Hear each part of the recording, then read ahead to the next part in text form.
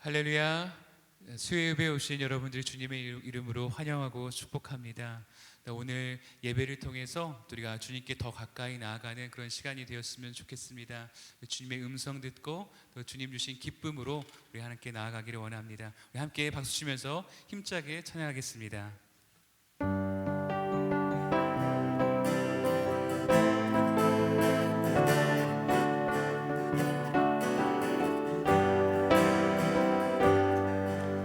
주께 가까이 더욱 가까이 가기 원해요. 내 마음 주님의 모습, 그 아름다운 모습 담기 원해요. 나의 소망. 다시 한번 주께 가까이, 주께 가까이 더욱 가까이 가기 원해요. 내 마음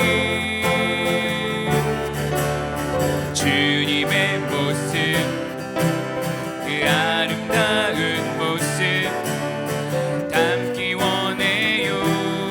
나의 소망. 내 맘 다하여, 내 맘 다하여, 내 힘을 다하여 주님을 사랑합니다.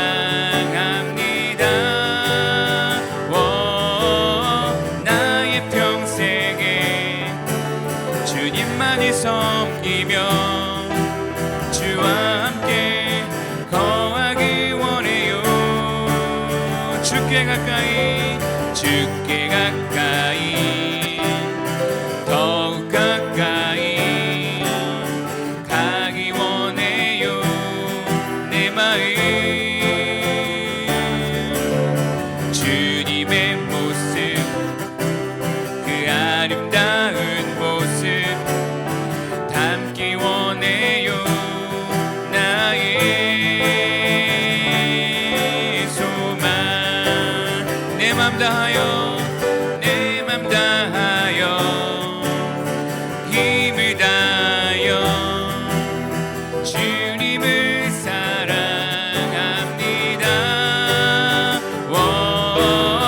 나의 평생에 주님만을 섬기며 주와 함께 거하기 원해요.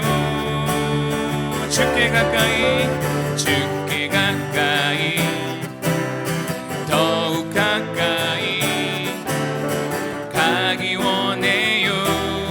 내 마음 주님의 모습, 그 아름다운 모습 담기 원해요. 나의 소망. 주의 음성을 내가 들으니 사랑한단 말일세. 믿는 마음으로 주께 가오니 나를 영접하소서.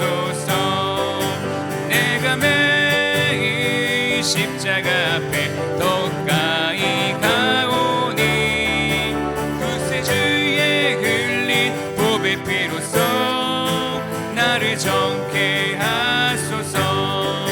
주여 넓으신 은혜 베푸사 나를 받아주시고 나의 품은 뜻 주의 뜻같이 되게 하여 주소서. 내가 매일 십자가 앞에 더 가까이 가오니 구세주의 흘린 보배 피로써 나를 정케 하소서. 주의 보좌로 나갈 때에 어찌하니 기쁠까. 주의 얼굴을 항상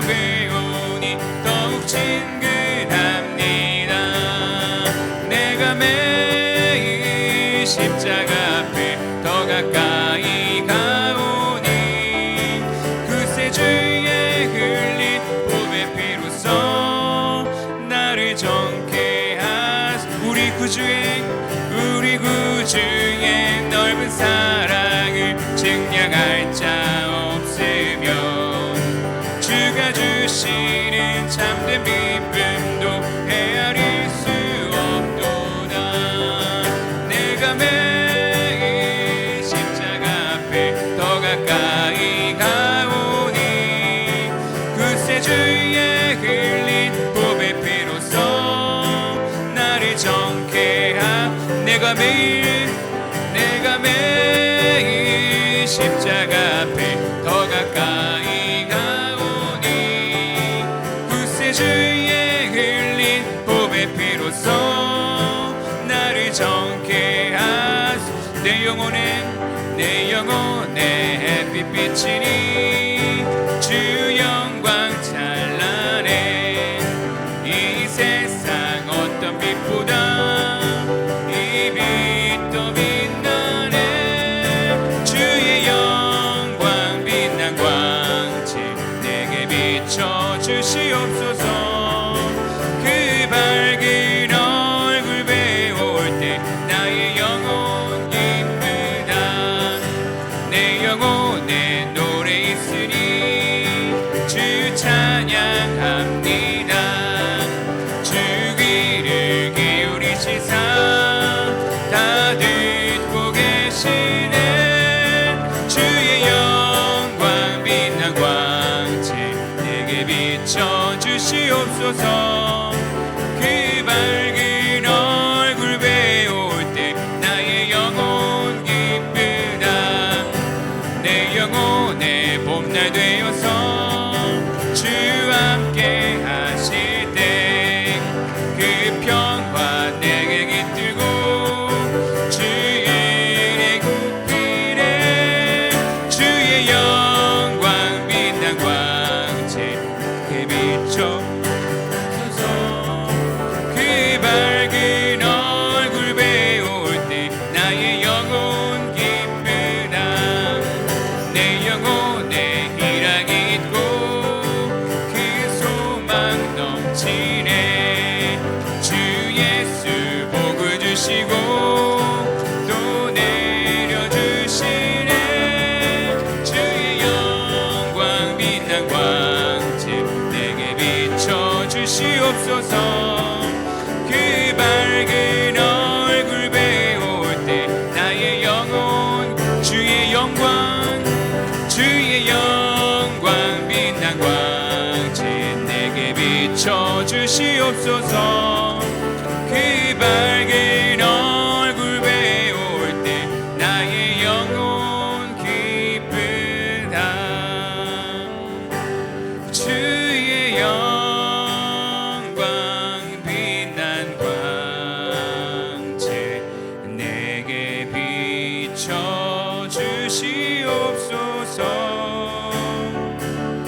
그 밝은 얼굴 배울 때 나의 영혼 기쁘. 주의 영광 빛난 광채 내게 비춰주시옵소서.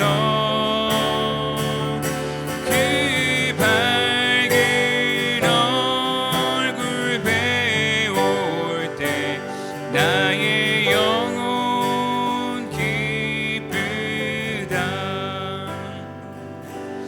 우리 시간 함께 기도하기 원합니다. 시간 함께 기도할 때에 주님, 내가 이 시간 주님 앞에 더 가까이 나아가기를 원합니다. 오늘 예배를 통해서 주님께 더 가까이 나아가는 시간 되게 하여 주시고, 오늘 이 시간을 통해서 주님의 음성 들을 수 있게 하여 주시고, 주님의 음성 듣고 순종하여 이 세상에서 승리하는 삶을 살 수 있게 해달라고. 그래서 우리 가운데 하나님 주신 기쁨이, 하나님 주신 소망이 넘치는 그런 삶이 될 수 있게 해달라고 기도하시고, 그리고 말씀 전하신 우리 담임 목사님을 위해서 우리 함께 기도할 때에 주여 한번 부르시고 함께 통성으로 기도하겠습니다. 주여, 살아계신 하나님 감사합니다. 하나님, 오늘도 저희들을 하나님 예배의 자리로 불러주셔서 감사합니다. 주님께 더 가까이 나아가고자 하는 그런 갈급한 심령으로 주님 앞에 나왔습니다. 주님 앞에 나온 하나님 심령마다 주님 찾아가 주시고 하나님 안아주시고 감싸주시고, 오늘 이 시간에 우리가 주님 앞에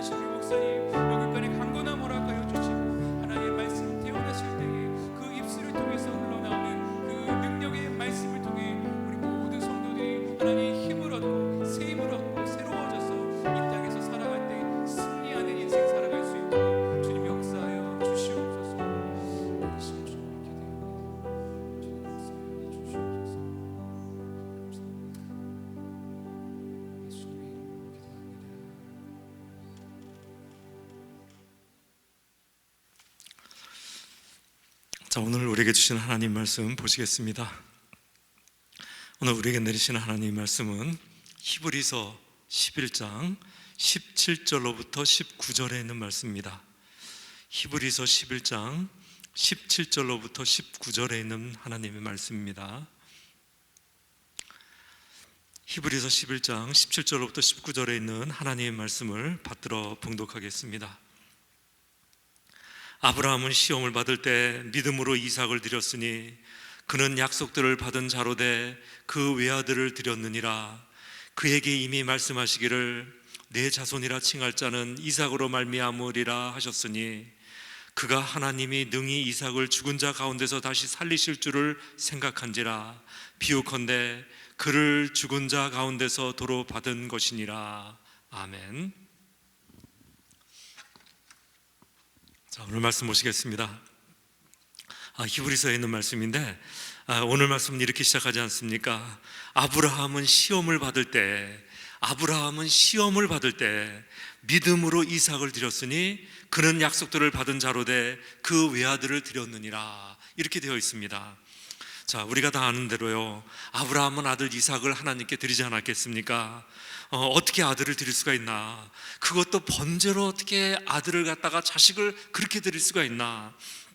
우리는 아주 의아해하고 있는데 오늘 본문은 이것을 갖다 뭐라고 얘기하냐면 시험이라고 얘기했어요. 테스트라고, 시험이라고 말하지 않습니까? 아브라함이 이삭을 드릴 수 있었던 것은 이것은 하나님의 시험이었고 그것을 아브라함이 알았기 때문에 그렇게 드릴 수가 있었다. 오늘 그렇게 이제 얘기가 시작됩니다. 여러분도 하나씩 살펴보시기 바래요. 이 이삭이 어떤 아들입니까? 이 이삭이 어떤 아들이냐면 아브라함 나이 100세에 얻은 아들이고 약속의 아들이 아니겠습니까? 이 이삭을 통해서 하늘의 별처럼 바닷가의 모래가을처럼 그렇게 자손이 많을 것이라고 그렇게 예언되어 있는 그런 언약의 자손, 약속의 자식이에요. 그런데 하나님께서는 이 아들을 바치라고 하는 것입니다. 그것도 번제로 드리라고 그렇게 말씀을 하세요. 아브라함은 아무 말도 하지 않고 순종함으로 바쳤습니다. 이게 말은 쉽지만은 정말로 우리가 많이 묵상을 하고 생각해야 될 말씀이 아니겠습니까? 이 아브라함의 시험이라고 이렇게 얘기를 하고 있지만은 따지고 보면 이 본문을 읽는 가운데서 우리가 시험 드는 그런 본문이 말씀 아니겠습니까? 묵상해 보시기 바랍니다. 아브라함은 100세에 얻은 아들 이삭을 하나님께 드렸답니다. 3일길을 걸어오지 않았겠습니까? 그리고 모리아산, 여러분들 기억하세요? 모리아산까지 와가지고 여기서 단을 쌓고 이삭을 잡으려고 그러는데 하나님께서 멈추게 하셨습니다. 아브라함아 이삭에게 손을 대지 말라. 네가 네 독자라도 아끼지 아니하였으니 이제야 네가 나를 경외하는지를 갖다가 내가 알았노라 하셨던 이 기사, 이 이야기, 이 스토리를 갖다가 우리는 알고 있습니다. 세 가지 면에서 한번 생각을 해보는데 제일 먼저 무슨 생각이 드냐면 먼저 아브라함의 입장에 한번 되어보시기 바랍니다. 여러분들이 모두 아브라함의 입장이 돼가지고 이제 이 얘기를 한번 시작하는데 아브라함을 어떻게 이런 결정을 할 수가 있었을까? 이게 처음부터 말이 안 돼요. 우리 같으면 처음부터 말이 안 됩니다. 보세요. 이 이삭은 아브라함이 100세에 난 아들입니다. 이 100세에 난 아들, 귀한 아들 이걸 떠나가지고 이 아들은 언약의 아들이에요. 하나님께서 약속하시기를 이 아들을 통해서, 이삭을 통해서 내가 하늘의 별처럼 이 바닷가의 모래알처럼 많은 자손을 너에게 주겠다고 약속했던 그런 언약의 약속입니다. 약속의 아들이에요. 이런저런 걸 떠나가지고 어떻게 아비가 돼가지고 자식을 잡을 수가 있습니까? 어떻게 잡을 수가 있습니까? 여러분도 아다시피 우리 번제라고 하는 것은 뭐냐면 이런 거 아닙니까? 재물을 갖다가 죽여가지고 내장을 다 빼내고 속을 깨끗이 씻어가지고 각을 떠가지고 이 불에 태워서 드리는 것이 이게 번제예요. 여러분들 이게 어디 인간이 할 짓입니까? 만약 이런 것이 신앙이라면, 이게 신앙이라면 신앙을 포기하든지 아니면 인간이기를 포기하든지 이 둘 중에 하나를 포기해야 되는 거예요. 포기해야 되는 그런 일이랍니다. 또 이것을 갖다가 하나님 입장에서 한번 생각해 보시기 바랍니다. 어떻게 하나님이 이런 무지막지한 것을 갖다가 요구할 수가 있단 말인가? 아니 사람을 번제로 드리라니, 그것도 아버지로 하여금 자식을 갖다가 잡아 죽이라니, 이게 하나님 이게 과연 하나님 맞습니까?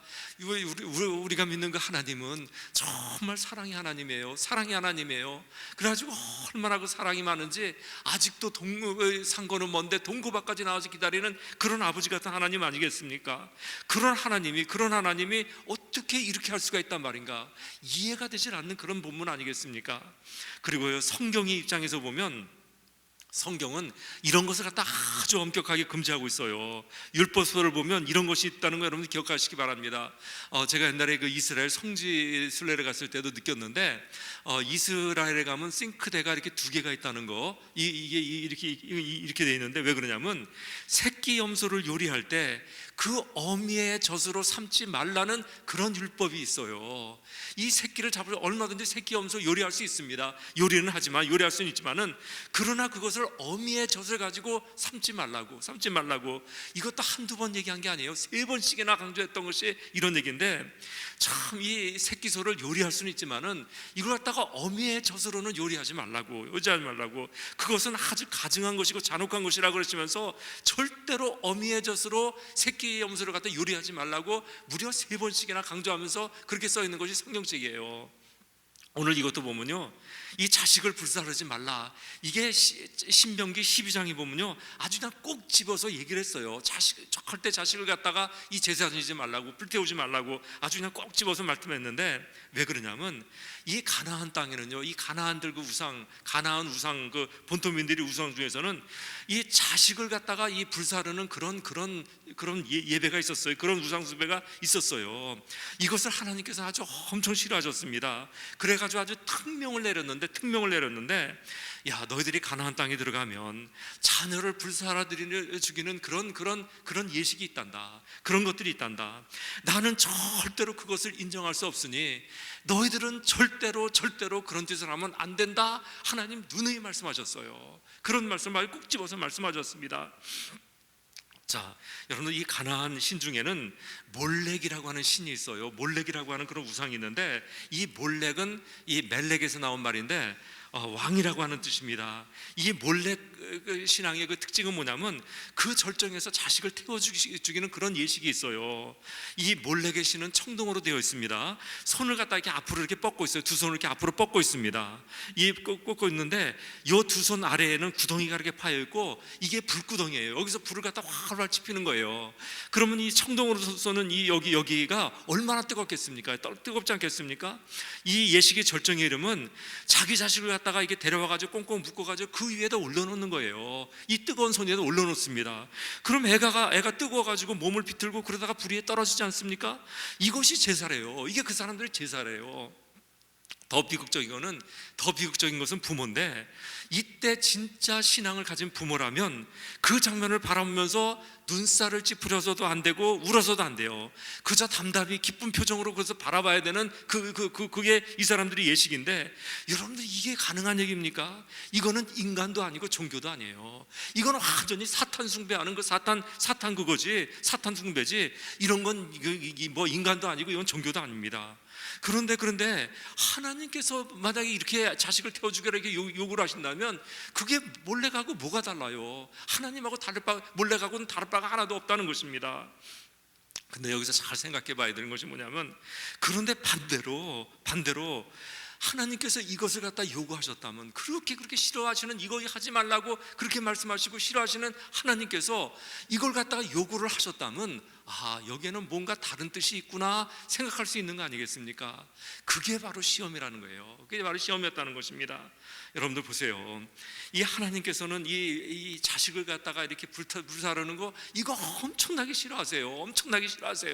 그래서 그거 하지 말라고 몇 번이나 말씀하셨는데, 오늘 아브라함한테는 네 자식을 바쳐라, 그것도 번제로 바쳐라, 그렇게 말씀하셨다면 여기에는 뭔가 다른 뜻이 있다는 거예요. 그 다른 뜻이 무엇일까? 그것을 갖다 히브리 기자는 시험이라고, 그게 바로 하나님의 테스트라고 오늘 그렇게 밝히고 있다는 것입니다.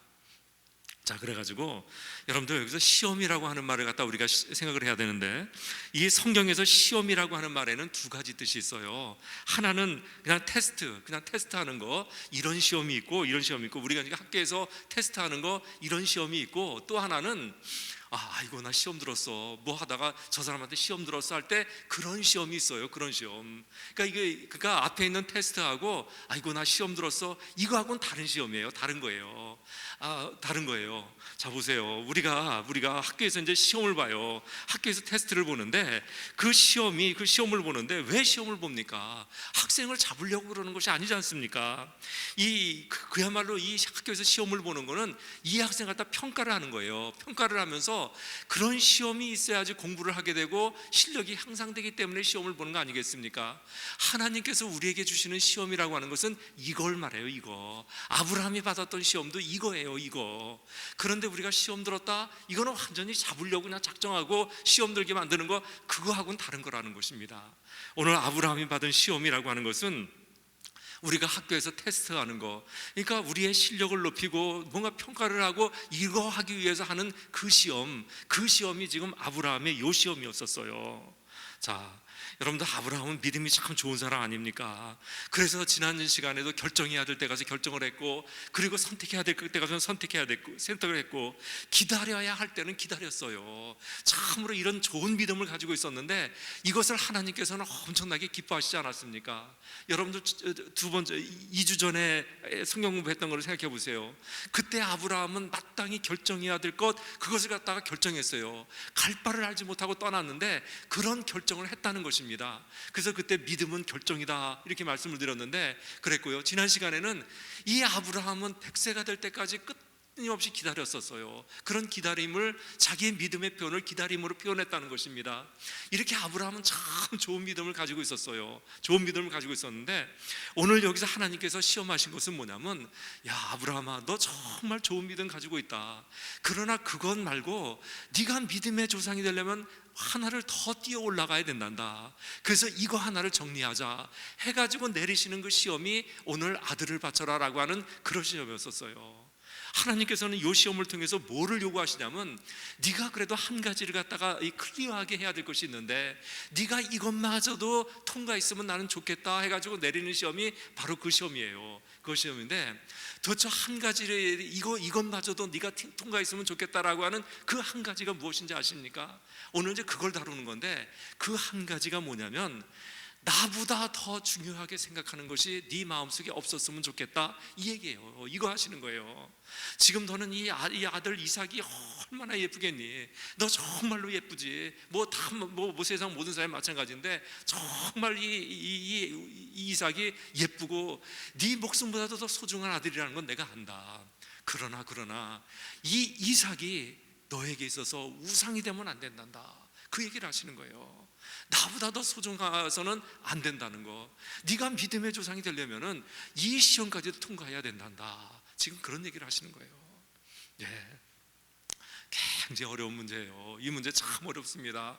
우리도 부모 돼가지고 알겠지만은 여러분들 이거 굉장히 어려운 시험이에요. 어려운 시험인데 그런데 이 바로 요 얘기는 아담 때부터 지금까지 계속해서 하나님께서 다루시는 아주 중요한 주제이고, 믿음에 있어서 이 마지막으로 넘어가야 될 것이 바로 이거라고 좀 생각하는데, 여러분 하나님께서 지금까지도 다루시는 그 문제가 뭐냐면 너와 네 삶의 주인이 누구냐는 거예요. 누구냐는 것입니다. 너와 네 삶의 주인이 너냐 나냐, 바로 이걸 분명히 하라고. 이제 이 로드십의 문제인데, 여러분들 보세요. 에덴 동산에서 하나님께서 아브라함한테 그러지 않았습니까? 아담아, 여기 선악과가 있다. 니네 보기에 참으로 보암직도 하고 먹음직도 해가지고 너는 이것을 따먹고 싶은 욕심이 있을 것이다. 네 마음속에는 이 선악과를 따먹고 싶은 욕심이 있을 것이다. 그러나 나는 너보고 이거 따먹지 말라고 했다. 너 네 욕심에 따라 살래? 아니면 내 말씀대로 살래? 다시 말하면 너와 네 삶의 주인을 너로 할래? 나로 할래? 바로 이 얘기였었어요. 바로 이 누가 주인이냐, 너와 네 삶의 주인이 나냐 너냐, 바로 이 주제는 태초전서부터 그 아담 때서부터 지금까지 계속되는 하나님 질문이고 하나님께서 다루시는 그런 주제라는 것입니다. 오늘 아브라함의 시험이 바로 이 시험이었었어요. 이삭을 바쳐라 그러셨는데, 여기서 아브라함에게 있어서 이삭은 아브라함 자기보다도, 자기 목숨보다 더 소중한 존재예요. 소중한 존재예요. 얘 죽일래 너 죽일래 그러면 내가 죽지 얘 안 죽여요. 그냥 이 얘를 갖다 바친다는 것은 나를 바치는 것보다 훨씬 더 힘든 그런 얘기라고요. 그런 얘기예요. 그 사랑하는 아들, 너 자신보다도 더 사랑하는 이 아들, 이 이삭이 우상이 되면 안 되는 거야. 그 얘기를 하는 거예요. 네 아들이 나보다 더 중요한 존재가 돼서는 안 된단다. 그 얘기를 지금 하고 계시는 것입니다. 여러분들 참으로 어려운 시험이라고 제가 계속해서 말씀드리는데, 아브라함 얼마나 힘들었을까, 얼마나 힘들었을까 우리 넉넉히 상상할 수 있어요. 아브라함은 이것이 테스트라는 거 알았습니다. 알았어요. 우리 하나님이 여태까지 나한테 얼마나 선대하셨는데 얘를 갖다가 잡아 죽이라, 이거 틀림없이 나를 괴롭게 하려고 그러는 것이 아니라 뭔가 시험을 보려고 그러는 것이구나 하는 걸 알았어요. 이게 시험이라는 걸 알았습니다. 그러나 시험은 시험이에요. 얼마나 힘들었겠습니까? 얼마나 힘들었겠어요. 참으로 힘들었을 거예요. 그런데 이런 시험을 받은 사람이 또 하나 있었어요. 욥이라고 하는 사람이었는데, 이 욥은 아브라함하고 같은 시대, 동시대의 사람이었습니다. 동방에서 제일 부자였고 제일 의인이라고 그랬어요. 그런데 하루아침에 재산 다 날라가, 자식들 죽어, 자신한테는 악창이 나가지고 이 기와장으로 박박 긁어야 돼. 아내는 뭐라고 그랬어요? 차라리 하나님을 저주하고 죽어버려라 그러지 않나? 친구라고 하는 사람들은 와서 긁어대. 참 이런 엄청난 시험이 있었지만은 아브라함도 그렇고 욥도 그렇고 결국은 그 시험을 갖다 다 이겨냈어요. 패스했어요. 통과했어요. 그랬더니 엄청난, 그야말로 엄청난 은혜, 엄청난 역사가 일어났는데, 물질적으로 받은 복도 엄청나게 컸지만은 이 사람들이 받은 영적인 복은 말도 못하게 컸다는 것입니다. 아브라함에게는 뭐라고 그러냐면, 내가 비로소 네가 나를 그렇게 사랑하는 줄을 내가 알았다, 나를 경외하는 줄을 내가 알았다 그러면서 하나님께서는 아브라함의 그 믿음을 인정하셨어요. 욥의 경우는 어떻게 되냐면, 내가 귀로만 듣던 하나님을 이제는 눈으로 봅니다. 이런 믿음의 경제가 완전히 바뀌어버린 거예요. 이렇게 엄청난 그런 은혜를 받았고 그런 믿음의 향상이 있었다는 것입니다. 믿음의 절정에 올라갈 수 있었어요. 자, 그런데 아브라함한테 이런 시험이 있었다면 분명히 우리들에게도 이런 시험이 있다는 것입니다. 왜 이런 시험이 없겠습니까? 하나님께서는 우리가 학교에서 시험을 보듯이 계속해서 믿음의 시험을 내가지고 우리로 하여금 그 믿음을 향상시키게 만드는데, 우리에게도 얼마든지 이런 시험이 있을 거예요. 우리의 믿음을 분명히 하기 위해서, 또 우리의 믿음을 갖다 업그레이드 시키기 위해서 하나님께서는 계속해서 우리에게 테스트를 할 것입니다. 그런데 보세요, 지금도 그 테스트는 지금도 우리에게 있을 거예요. 순종하기 어려운 것도 시작해가지고 어떤 거는 이해하지 못하는 그런 테스트도 있을 것입니다. 그런데 이런 테스트가 나한테도 왔을 때, 이런 테스트가 왔을 때 여기에 순종할 수 있다면, 이 테스트를 갖다가 통과할 수 있다면, 테스트만 할 수 있다면, 이때는 엄청난 복이 나한테 온다는 거예요. 뭐 물질적인 것뿐만 아니라 이 영적인 복은 말로 다 할 수 없는 그런 영적인 복이 나한테 임하게 되는데, 여러분들 여러분들 자신도 한번 이렇게 돌이켜 보세요. 저도 여기를 묵상하면서 정말 저도 제 인생을 많이 복기를 해봤어요. 여태까지 오는 그 인생을 복기를 했습니다. 그런데 저도 느끼는 것이 뭐냐면, 여러분들도 아마 그럴 거예요. 인생을 갖다 다 복기를 해보면, 여태까지 어떤 그 옛날을 다 생각을 해보면, 우리는요 대부분 우리 마음대로 살았어요. 내 뜻대로 살았어요. 내가 원하는 대로 살았습니다.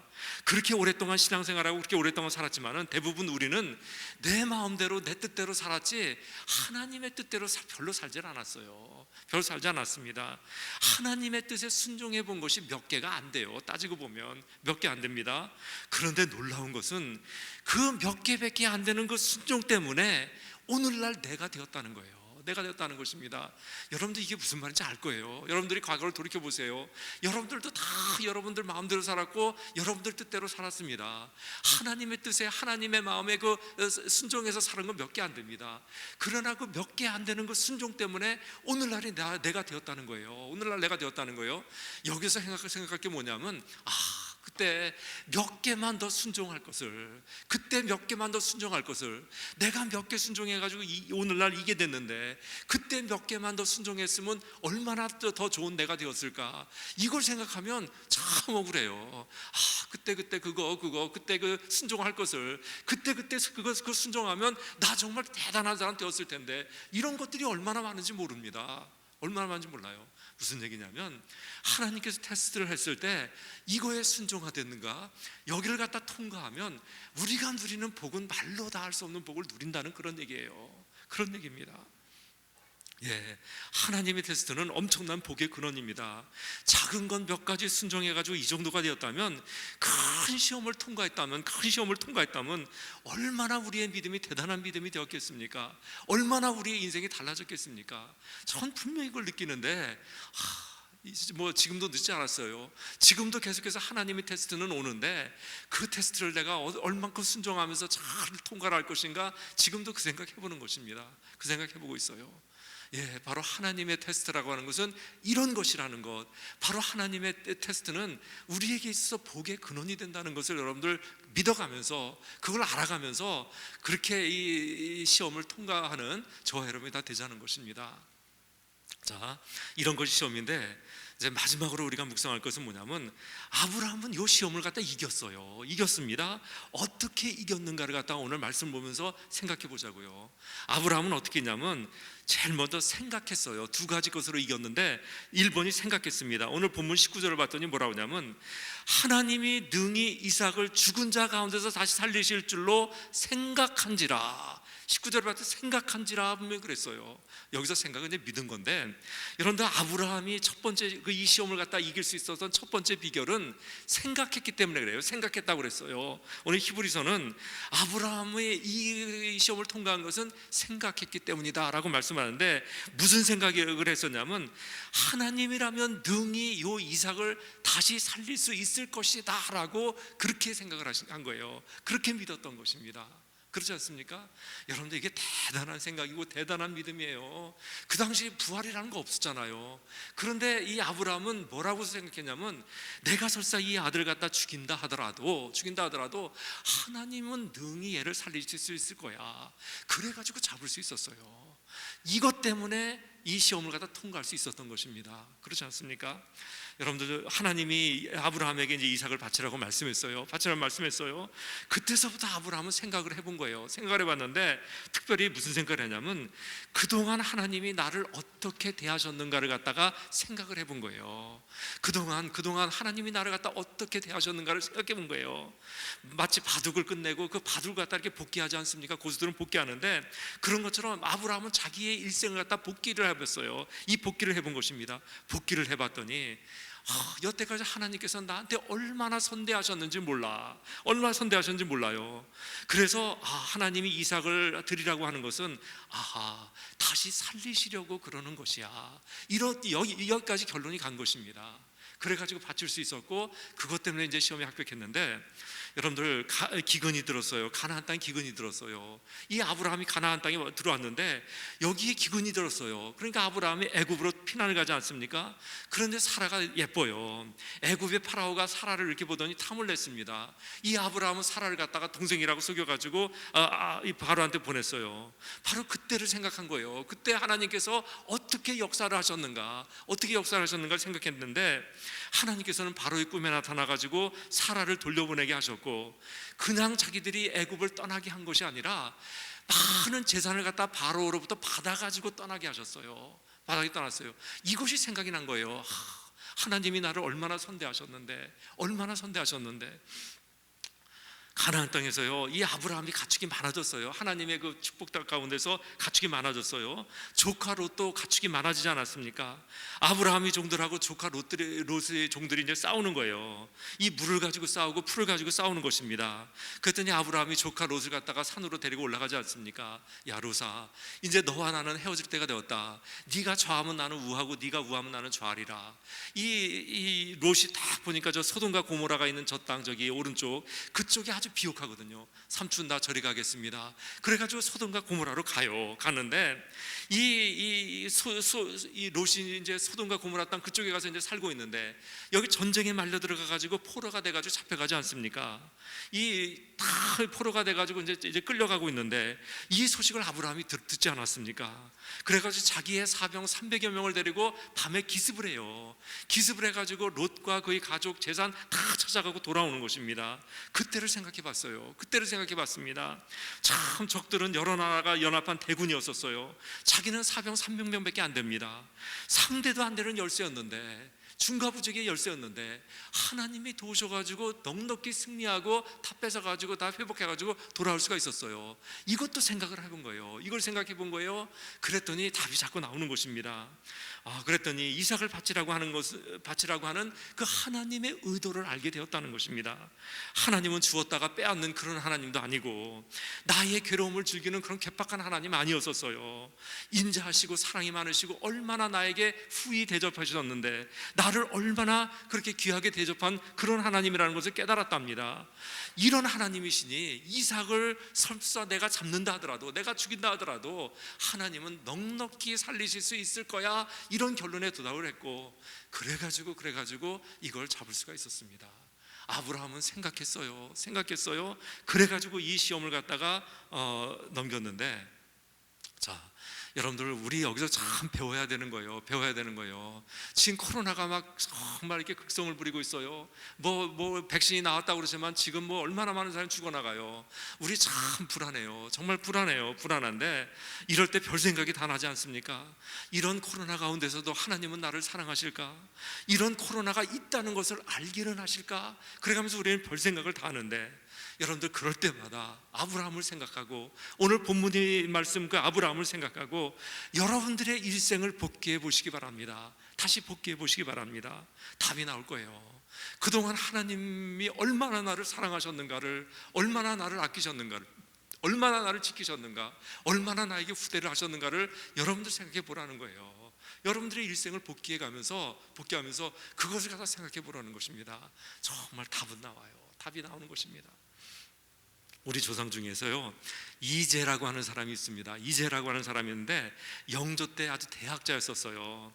이제가 어릴 때 아버지가 돌아가셨습니다. 아주 이제 홀어머니 밑에서 자랐는데 엄마가 이 어린 아들을 딱 봤더니 애가 되게 똑똑해요. 참 머리가 좋아요. 그런데 집안이 너무나 가난해가지고 공부를 시킬 수가 없는 거예요. 그래가지고 이 12살 난 이 아들을 자기 동생한테 데리고 갔다고 그러지 않습니까? 동생의 이름이 이만승이라고 하는 사람인데, 동생이 이제 밥숟가락 먹고 사니까 동생에게 데려갔습니다. 데려가가지고 야, 네가 좀 맡아가지고 공부 좀 시켜다오, 그렇게 부탁을 했어요. 그래가지고 이제 며칠이 지났답니다. 이렇게 맡기고 와서 이제 며칠이 지났는데 이만승이 찾아온 거예요. 동생이 이만승이 찾아온 거예요. 헐레벌떡 하면서 찾아가지고 하는 말이 뭐냐면, 아이고 누님 아들이 죽었어, 그러더래요. 그러니까 그냥 이 엄마가 왜 그랬더니, 공부를 안 해가지고 몇 차례 때렸더니 애가 잘못 맞아가지고 죽었습니다, 그러는 거예요. 이 엄마 그냥 하늘이 무너지는 거 아닙니까? 얼굴이 새하여가지고 그냥 어쩔 줄 모르고 있는데 한참을 그러고 있다가 한숨을 푹 쉬면서 하는 말이, 괜찮다, 너한테 맡겼는데 공부 안 한다고 때려 죽였으니 그걸 어떻게 하겠냐, 이제 그러더래요. 이 실제로 있었더니 그러더랬는데 실상은 안 죽었어요. 이 누님이 나를 갖다가 얼마나 믿고 있는가를 알아보기 위해서 이만승이 이제 이렇게 한 건데, 여러분들 이거 보고도 우리 깨달아야 되는 거 아닙니까? 여러분들은 하나님을 얼마나 믿습니까? 죽여도 믿습니까? 이런 믿음이 있어야 된다는 그런 얘기입니다. 그런 얘기예요. 자, 아브라함이 시험을 통과할 수 있었던 첫 번째 이유는 생각했기 때문이라고 그랬고요. 두 번째 이유가 있어요. 그 두 번째 이유는 뭐냐면, 여기 본문에는 어렴풋이 나오고 있는데, 아브라함이 이것을 통과할 수 있었던 진짜 두 번째 그 이유는, 진짜 외아들, 하나님의 외아들을 갖다가 보았기 때문에 그래요. 여러분들 참 신기한 얘기인데, 예수님이요 요한복음 8장에서 이런 말씀을 하셨어요. 아브라함이 내 때를 보고 즐거워하셨느니라 그랬어요. 아브라함은 예수님보다 2000년 전 사람이에요. 근데 그 2000년 전에 있던 사람이 예수님의 그때를 바라보고 즐거워했다고, 이게 무슨 말인가 참. 그런데 여러분들 여기가 참 중요한 부분인데 조금 잘 들어주시기 바랍니다. 역대하 3장 1절에 보면 이게 참 많이 이렇게 논의되는 그런 말씀인데, 역대하 여러분들 찾아보세요. 역대하 3장 1절에 보면 이런 말씀이 있습니다. 솔로몬이 예루살렘 모리아 산에 여호와의 전 건축하기를 시작하니, 솔로몬이 성전 건축을 하지 않았습니까? 근데 어디서 시작했냐면 예루살렘 모리아 산, 거기서 건축을 했대요. 이 모리아 산 어디서 많이 들었던 얘기죠. 오늘 아브라함이 바친 산이 모리아 산이에요.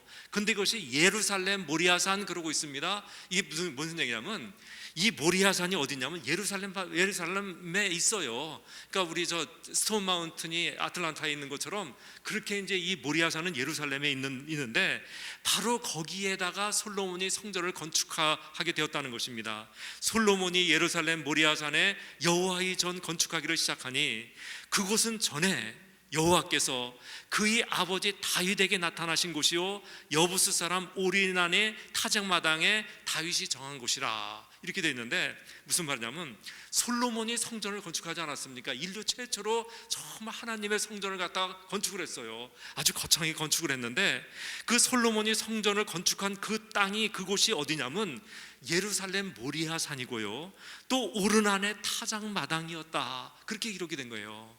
그러니까 아브라함이 이삭을 바치려고 했던 바로 그 산 모리아산, 거기에 오르난의 타작마당, 그곳에다가 성전을 지었다, 그런 얘기를 하는 것입니다. 자, 여기서 예루살렘 모리아산은 아브라함이 이렇게 이제 이삭을 바치려고 했던 그 땅이라는 걸 그건 아는데, 오르난의 타작마당은 도대체 무엇인가? 오르난의 타작마당은 무엇인가 하냐면, 여기는 죽음의 천사가 멈췄던 바로 그곳입니다. 이건 다윗 시절에 있었던 얘기인데, 다윗이 인구조사를 했어요. 하나님께서 원하시지도 않는 그런, 기뻐하시지 않는 그런 인구조사를 했답니다. 하나님이 분명히 기뻐하시지 않는데도 이 다윗은 밀어붙였어요. 아주 교만한 마음을 가지고 그걸 밀어붙였습니다. 그래가지고 이제 하나님께서 이제 이렇게 좀 징벌을 하셨는데, 삼자택일을 하라고 그랬어요. 삼자택일을 하라고 했어요. 1번이 뭐냐면, 네 땅에 7년 기근이 들을래, 7년 기근. 두 번째는 원수에게 석 달 동안을 쫓겨다닐래. 세 번째는 3일 동안 전염병을 받을래. 이렇게 삼자택일을 하라고 했어요. 셋 중에 하나를 고르라고 이렇게 말씀했는데, 다윗은 세 번째 3일 동안 역병을 받겠습니다, 이렇게 대답을 한 거예요. 그래가지고 이제 이스라엘 전역에 역병이 돌았습니다. 이 코로나가 돈 거예요. 이 코로나 같은 이런 역병이 돈 거예요. 백성 7만이 죽어요. 거기서 백성 7만이 죽었습니다. 죽음의 천사가 예루살렘까지 왔어요. 다윗이 궁정에서 그것을 봤어요. 죽음의 천사가 지금 오고 있는 걸 봤습니다. 그래가지고 하나님한테 빌었어요. 하나님, 죄는 내가 졌는데 왜 백성을 죽이십니까? 나와 내 아비의 집을 치소서, 나와 내 아비의 집을 갖다 치라고 그렇게 빌었어요. 하나님께서 죽음의 천사를 멈추게 하셨습니다. 그때 그 죽음의 천사가 어디에 있었냐면 여부스 쪽 오르난의 타작마당, 거기에 서 있어서요. 이것을 본 다윗은 급히 와가지고 그 오르난한테 타작마당을 사가지고 거기서 하나님께 하나님께 예배를 드렸던 것, 바로 거기다가 이 솔로몬이 거기다가 성전을 지었던 것입니다. 이제 이런 사연이 있었는데, 자, 다시 한번 말씀드립니다. 솔로몬이 성전을 세운 곳은, 인류 최초로 하나님의 집, 하나님의 성전, 바로 그 거룩한 그 성전을 세운 곳은 예루살렘에 있는 모리아 산이었고요, 오르난의 타작마당이었습니다. 자, 여기서 예루살렘 모리아 산은 아브라함이 이삭을 바치려고 했던 바로 거기였었어요. 여러분들 여기서 뭔가 연관이 되지 않습니까? 연관이 되지 않아요? 바로 이제 이런 일이 난 거예요. 아브라함이 이삭을 바치려고 했던 그 모리아산, 거기에 나중에 솔로몬이 거기다가 하나님의 성전을 지었고요, 그로부터 1000년이 지난 다음에 거기에 바로 예수님의 십자가가 세워졌던 거예요. 예, 모리아산에서 아브라함이 이삭을 바친 바로 거기서 1000년이 지난 다음에 솔로몬은 거기에다 성전을 세웠고요, 다시 성전이 있은 1000년이 흐른 그 자리에 그리스도의 십자가가 세워졌다는 거예요. 아브라함은요, 이걸 봤어요. 이거를 아주 뚜렷하게 본 것은 아니지만은 어렴풋하게 바로 이것을 봤어요. 모리아산에서 자기 아들을 바치면서 바로 이 자리에 하나님 그리스도의 그 십자가가 세워지는 것, 그 하나님이 아들을 자기 아들 이삭을 그렇게 잡는 것처럼 하나님께서 당신이 아들을 잡는 그 십자가의 현장이 여기라는 것을 갖다가 알게 됐다는 거예요. 이걸 갖다 영적으로 어렴풋하게 보았다는 것입니다. 이것을 보고는 아하, 나도 이걸 바칠 수 있구나. 그래가지고 바칠 수 있었고, 이것이 바로 그 시험을 갖다 통과할 수 있었던 가장 중요한 이유였습니다. 이것을 보고 예수님께서는 그 요한복음 8장에서 아브라함은 내 때를 보고 즐거워했느니라 그렇게 말씀하신 것입니다. 엄청난 비밀이 있어요. 여기에 모리아산에서 아브라함이 이삭을 바치려고 했던 그 자리가 2000년이 지난 다음에 하나님께서 당신이 아들 예수 그리스도를 잡는 그 자리였다는 것입니다. 그 자리였다는 거예요. 이걸 보고 이런 하나님의 외아들까지도 아낌없이 주시는 그런 하나님의 사랑을 깨닫고 거기서 아들도 바칠 수가 있었던 거예요. 이런 놀라운 일이 있었는데, 자 보세요.